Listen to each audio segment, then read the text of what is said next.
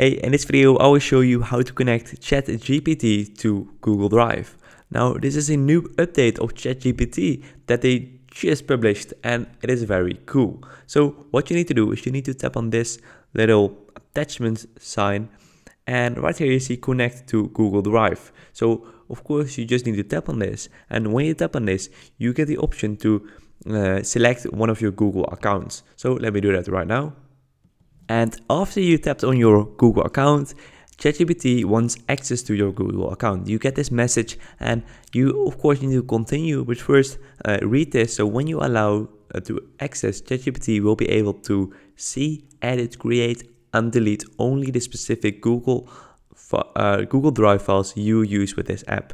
Make sure you trust ChatGPT. So make sure of course you just trust ChatGPT and then tap on continue. And after you tapped on continue, you will see something like this. So you will get a message, ChatGPT has now access to your Google Drive account. And you can select any file or any folder from your Google Drive account.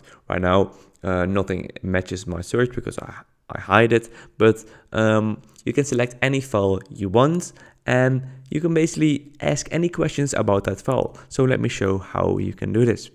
So I just created a spreadsheet and as you can see ChatGPT test, I can search for this and right now I'm going to select this sheet and select just like this, and now it is uploading that sheet to ChatGPT directly. I did not export anything or something like that. And now I can just ask any question about this sheet. For example,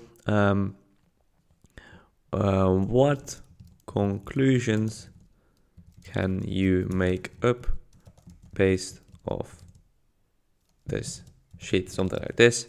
And now ChatGPT is going to read this sheet just like this. Okay, it indeed was something to do with money, but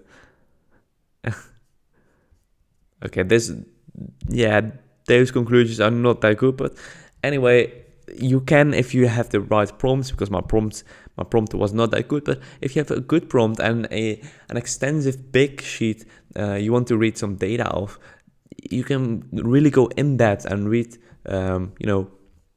make up great conclusions and just speed up your learning process with something. So I hope this video is kind of helpful. If you have any questions, just let them know down below. And by the way, if you want to disconnect your Google Drive account, that's very easy as well. Just tap on your profile picture right there. Then tap on settings right here. And then go to connected apps. And here you see Google Drive. And you just need to disconnect it right here. And right now it is disconnected, as you can see. Connect to Google Drive. So I hope this video was helpful. If it was helpful, please subscribe to the channel and I'll see you guys in the next video. Bye bye.